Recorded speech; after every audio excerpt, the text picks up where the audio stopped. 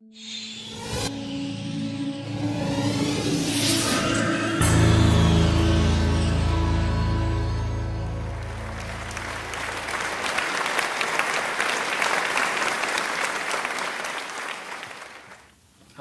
my name is Zach Lombardi, and I'm here to talk to you about the environment. But before I begin my presentation and jump into all the details and specifics, I want to share a brief story from when I was in 6th grade in my science class. I was discussing with my teacher this thing called global warming and how it was caused by the release of things called CFCs, or chlorofluorocarbons. They were released from AC units, refrigerators, hairspray cans, and other different types of miscellaneous aerosol cans. This created a greenhouse effect. But let me warn you, at the time, this was all considered a fictional statement. Now today, it's become a reality. There are many facts and examples that show that global warming is indeed real and is affecting the environment we live in today. Over the last century, the Earth's average temperature has risen over 1 degree over the entire world. This information is taken accurately and also takes into account the different regions, changing seasons, and also the time of day. The problem with global warming in today's society is that it is messing up the balance in nature. Some people in more temperate climates may find the more milder winters beneficial, but in other climate zones, it can be very, very bad for that region, either with people or the wildlife.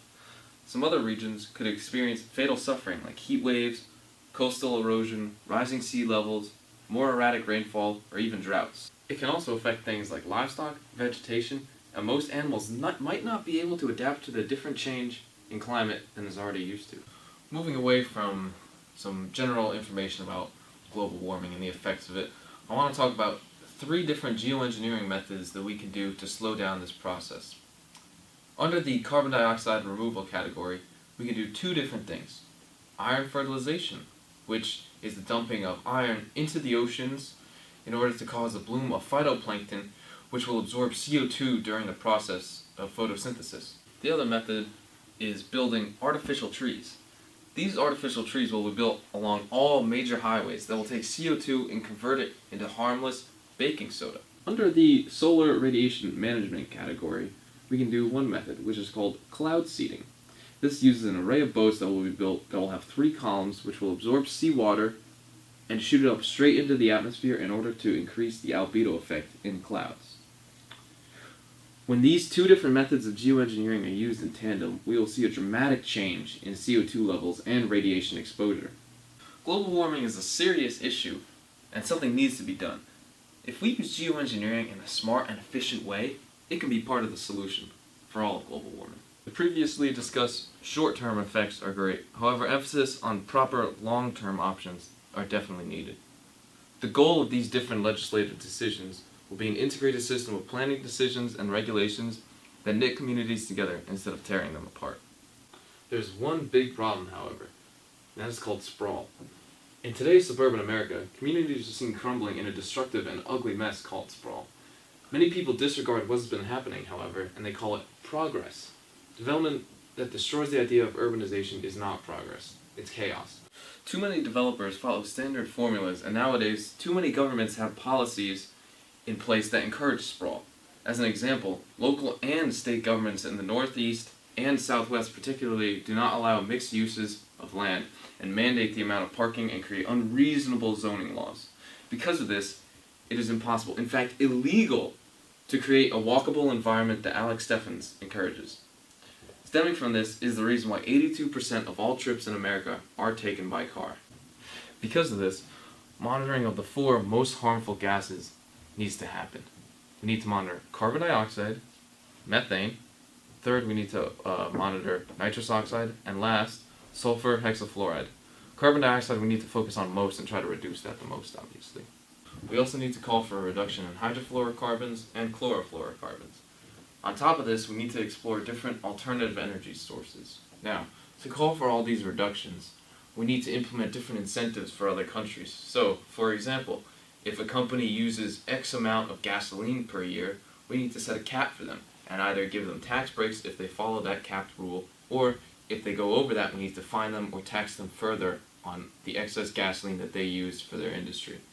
What we should also do is insist sensible land use planning, and by that I mean focus in on these zoning laws which cause people to do this sort of leapfrog effect, which means needing to drive from one place to another just to get to their destination. They can't simply walk from here down the street to go pick up milk and eggs from the grocery store. They need to drive 15 miles in some cases to go and get food to feed their families back at their house.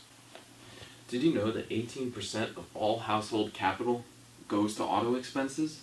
That's more than the average that is spent on food, and there's 3 times more that's spent on healthcare in America and other developed countries. I want to show all of you a pie chart of all the household expenses in the US in 2013. So as you can see from this pie chart, in the green, miscellaneous items takes up 10% of all US expenses, entertainment accounts for 6%, personal apparel and personal upkeep accounts for 4%, retirement and personal insurance in the purple accounts for 10%, healthcare only accounts for 5%, food and drink accounts for 14%, housing is responsible for 33% of all household expenses, and lastly, the most important, transportation accounts for 19% of all household expenses. This is not all that needs to be done, however.